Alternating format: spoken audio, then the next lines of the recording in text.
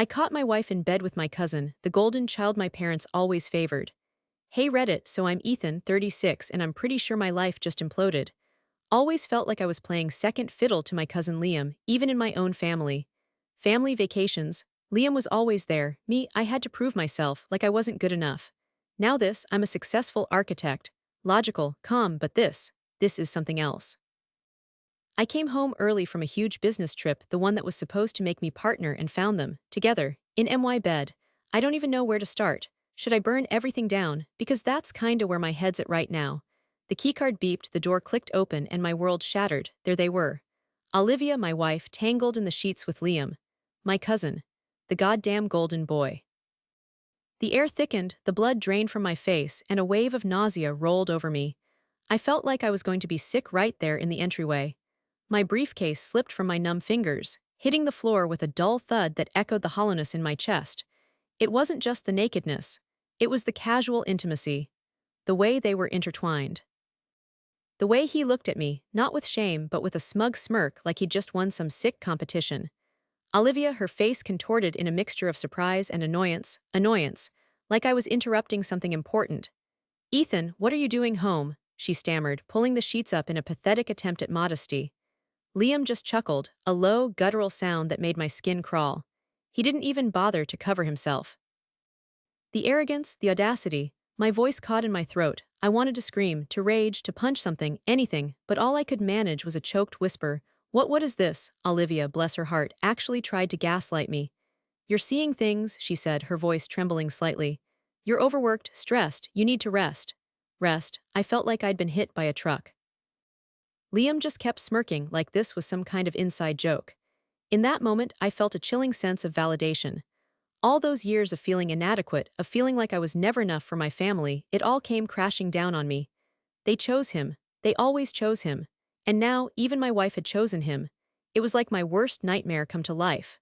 My stomach churned, a bitter taste rising in my throat.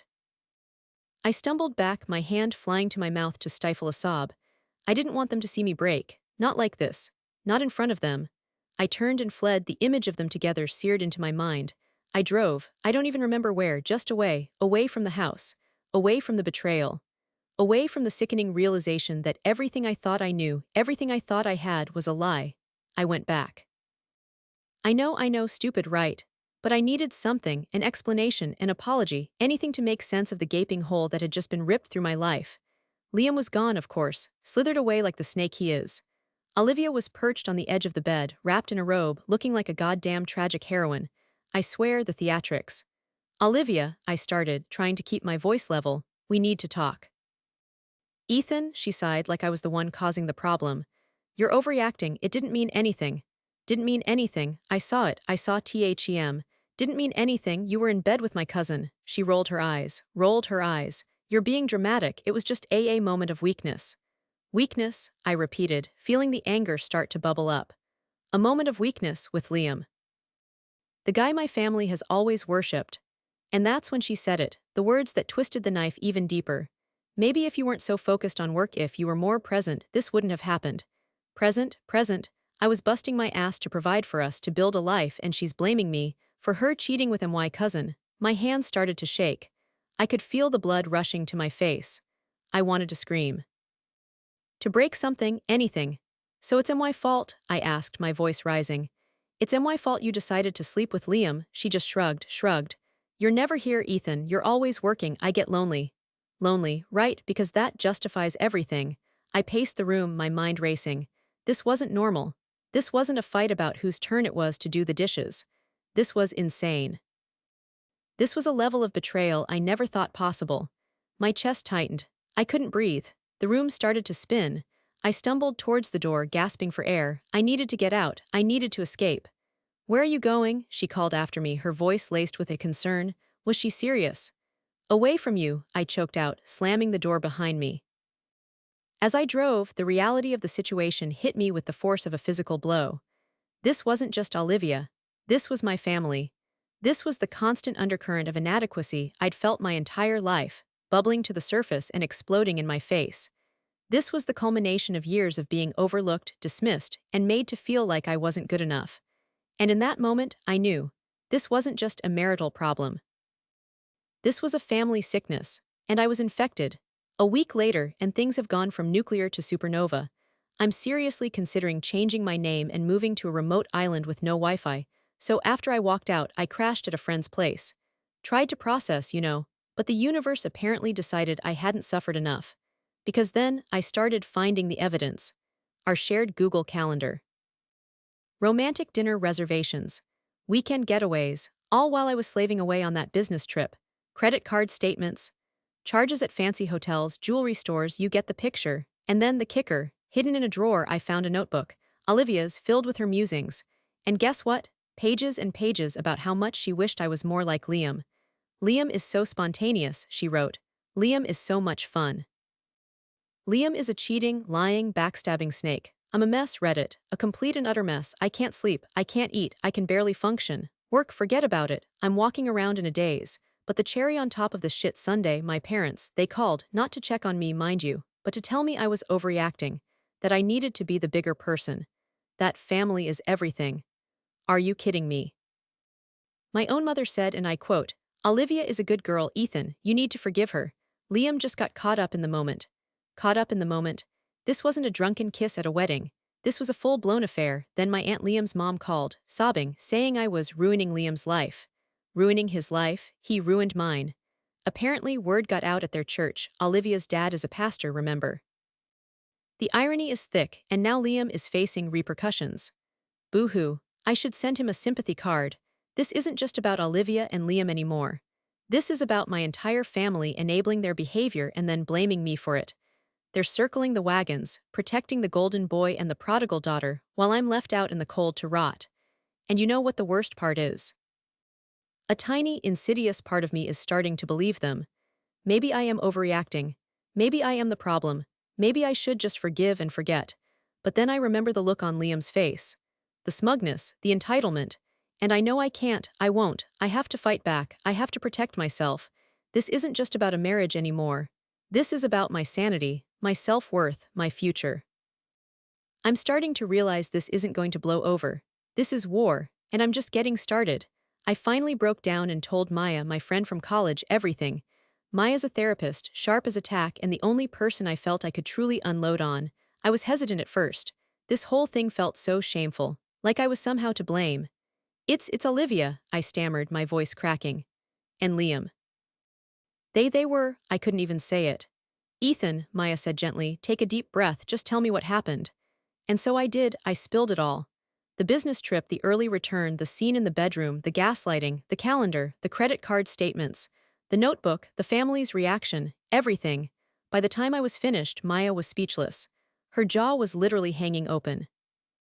Ethan, she finally said, her voice filled with disbelief.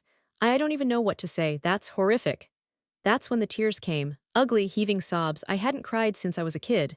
But there in Maya's office, I completely lost it. They're all blaming me, Maya, I choked out between sobs. My parents, Liam's parents, even Olivia, they're saying I'm overreacting, that I should just forgive and forget. That family is everything. Maya looked at me, her eyes filled with compassion. Ethan, she said firmly, none of this is your fault. Olivia and Liam's actions are a reflection of their insecurities, not yours. They're engaging in narcissistic behavior, trying to shift the blame onto you to avoid taking responsibility for their own choices. Her words hit me like a ton of bricks. Narcissistic, that actually made sense. Olivia's constant need for attention, Liam's smug sense of entitlement, it all clicked into place. They're trying to manipulate you, Maya continued, to make you feel like you're the problem. But you're not, you're the victim here. You deserve to be angry, you deserve to be hurt, and you deserve to heal. But my family, I started to say. Your family is blinded by their own dysfunction, Maya interrupted. They've created this narrative where Liam can do no wrong and you're always the one who has to prove yourself. They're enabling his behavior and perpetuating this cycle of toxicity. And that's when it really hit me. This wasn't about me. This was about them. Their messed up dynamic, their inability to see the truth. You need to stop taking responsibility for their bad behavior, Maya said, her voice filled with conviction. You need to focus on protecting yourself. You need to prioritize your own well-being. Hearing those words, something shifted inside me. The shame started to dissipate, replaced by a flicker of anger, righteous anger. I wasn't the problem, they were. And for the first time, I felt a surge of something I hadn't felt in a long time, hope. Maybe, just maybe, I could get through this. So I thought I'd hit rock bottom. I was wrong. Dead wrong. I was talking to my lawyer, going over the divorce proceedings, trying to figure out how to salvage what I could from the wreckage of my life. And then he asked me about the house. Our house. The one I'd poured my heart and soul and a significant chunk of my savings into. Have you noticed any unusual activity on your joint accounts? He asked casually. Unusual activity. Besides the charges for romantic dinners and luxury hotels courtesy of Liam and Olivia, not really. No, why? Just a precaution, he said. Sometimes, in these situations, he trailed off, his voice laced with a knowing tone that sent a chill down my spine. That's when I decided to check. I logged into our online banking portal, my hands shaking. And there it was, a pending loan application against the house. For a six-figure sum. My blood ran cold. A loan? I hadn't applied for any loan. I hadn't even discussed a loan with Olivia. So who? Then it hit me. Liam and Olivia. They were planning to use the money from the loan, I don't even know for what. A new life together, a down payment on a love nest. Who the hell knows? But they were going to steal MY equity. While I was on the business trip that was supposed to secure MY future, they were plotting to rob me blind. The room started to spin. I gripped the edge of the desk, my knuckles turning white. I felt like I was going to be sick. This wasn't just betrayal. This was a calculated, cold-blooded heist. They weren't just trying to hurt me emotionally. They were trying to destroy me financially. Ethan, are you still there? My lawyer's voice crackled through the phone, pulling me back from the abyss. They're trying to take the house, I choked out, my voice barely a whisper. They're taking out a loan against it. There was a moment of stunned silence on the other end of the line. Then my lawyer's voice, sharp and clear, cut through the fog. Ethan, we need to act fast. We need to freeze the accounts. We need to file an injunction. We need to. I didn't hear the rest. Something inside me snapped. The hurt, the confusion, the self-doubt, it all vanished, replaced by a wave of pure, unadulterated rage. I was done. Done. I wasn't going to be a victim anymore. I wasn't going to let them walk all over me. I wasn't going to let them win. My hands stopped shaking. My vision cleared. I felt a surge of power coursing through my veins. This was war. I understand, I said, my voice calm and steady. Tell me what I need to do. In that moment, everything changed. I wasn't the broken, bewildered husband anymore. I was a warrior, and I was ready to fight. I was going to expose them. I was going to take back what was mine, and I was going to make them pay. All right, Reddit, buckle up. This is where the meticulous planning comes in. I knew I couldn't just barge in, screaming and shouting. Olivia and Liam are master manipulators. They'd twist the narrative, play the victims, and my family would eat it up. I needed a strategy, a foolproof plan. I needed to expose them, not just to me but to everyone. First, I gathered everything. Printed copies of the Google Calendar, credit card statements highlighting the suspicious charges, those sickeningly sweet notes from Olivia to Liam. I even had screenshots of the loan application. Hard evidence. No room for denial. This was my nuclear arsenal. Next, I called my lawyer. We discussed my options, and he advised me to document everything. Everything.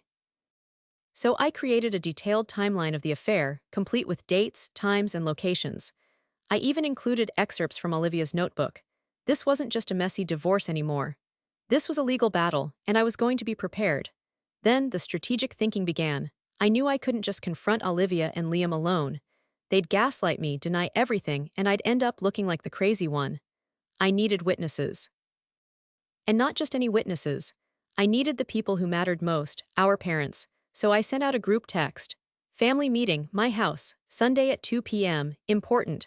Short, sweet, and to the point. I knew they'd come. They wouldn't miss a chance to meddle in my life. Little did they know this wasn't going to be the usual family drama. This was going to be an explosion. I prepped my house. Set up a projector and screen. Organized the evidence into neat, labeled folders. This wasn't just about exposing the affair. This was about presenting a case. I was going to be judge, jury, and executioner. Maya was my rock through all of this. She helped me rehearse what I was going to say, anticipate their reactions, and most importantly, stay calm. They're going to try to provoke you, Ethan, she warned. Don't let them. Stay focused. Stick to the facts. The night before the confrontation, I barely slept.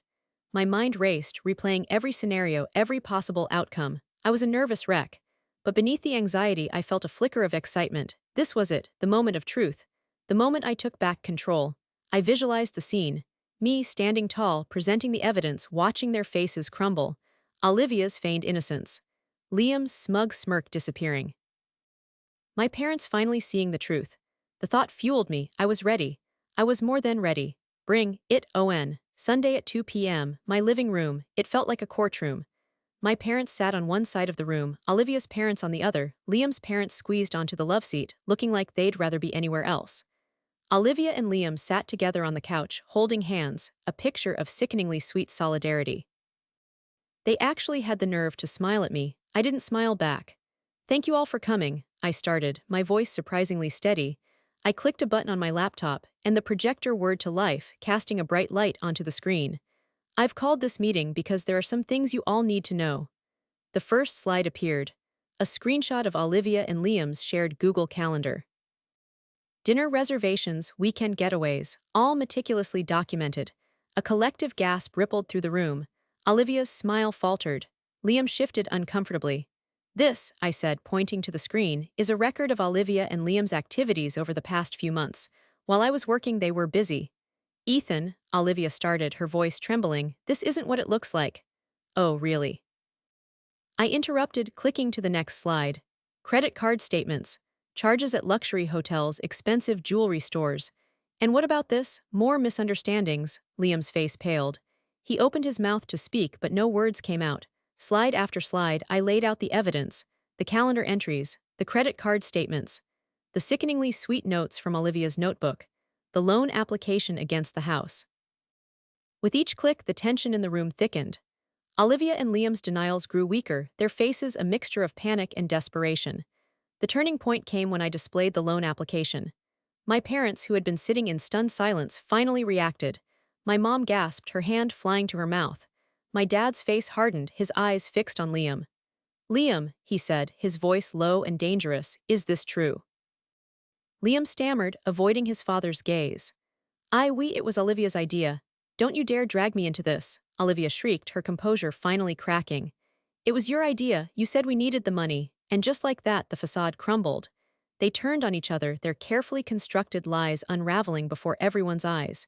The room erupted in chaos. Accusations flew, tears flowed. My parents, finally seeing the truth, looked at me with a mixture of shock and shame. "Ethan," my mom said, her voice barely a whisper, we had no idea." I looked at them, my heart heavy. "No," I said quietly, "you didn't. You were too busy worshipping your golden boy to see the truth." Olivia's father, the pastor, stood up, his face ashen. "Olivia," he said, his voice trembling, "I am ashamed of you." Liam's parents sat in stunned silence, their faces etched with disappointment. The power dynamic had shifted. I was no longer the accused, I was the vindicated. I looked at Olivia and Liam, their faces contorted in anger and despair. They had tried to destroy me. They had tried to steal my wife, my home, my future. But they had failed. I had exposed them, and in doing so, I had finally freed myself. "This meeting is over," I said, my voice firm. "Get out of my house." And as they filed out, heads hung low, I felt a sense of peace I hadn't felt in a long time. It was over, I had won. And I was finally free. It's been 6 months since that explosion. The dust has settled, the wreckage cleared, and I'm finally starting to piece my life back together. It's been messy, complicated, and definitely not a linear process, but I'm getting there. One day, at a time, the immediate fallout was chaotic, to say the least. Olivia's parents were devastated. Her dad, the pastor, took it especially hard. He kept calling me, apologizing, trying to make sense of it all. I didn't blame him. He was a victim in this too. Olivia's mom, on the other hand, went into full denial mode. She blamed me, she blamed Liam, she blamed everyone but Olivia. I eventually had to cut off contact. Some bridges just need to be burned. Liam's parents were ashamed. They finally saw their precious son for who he really was. They apologized for their part in all of this, for always favoring him, for overlooking my accomplishments. I accepted their apology, but the damage was done. Our relationship will never be the same. My parents, that's a complicated one. They apologized too. Admitted they hadn't been fair to me, that they'd always put Liam on a pedestal. They're trying to make amends, but it's a slow process. We're rebuilding, brick by painful brick. The divorce was finalized a few months ago. Messy, of course, but I came out relatively unscathed, financially speaking. Olivia tried to fight for the house, but with the evidence of the attempted fraud, she didn't stand a chance. Karma, baby. Liam, well, let's just say his reputation is in tatters.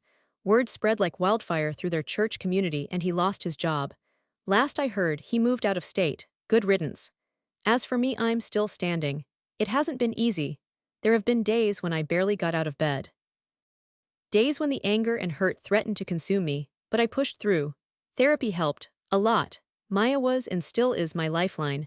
She helped me see that I wasn't defined by this experience, that I was stronger than I thought. I've thrown myself into work. It's been a welcome distraction, a way to channel my energy into something positive. I actually got the promotion to partner. Turns out my absence during the incident didn't hurt my chances after all. I've also started exploring new hobbies. Photography, hiking, even pottery. Things I never had time for before. I'm rediscovering myself, learning to enjoy life again on my own terms. I'm not the same person I was 6 months ago. I'm stronger, I'm more resilient, and I'm finally free. Free from the weight of other people's expectations, free from the toxic dynamic of my family, free to build a life that is truly my own. So, Reddit, that's my story. A story of betrayal, resilience, and ultimately, redemption. What do you think? Any similar experiences? Because honestly, sharing this has been incredibly cathartic, and knowing I'm not alone in this would mean the world.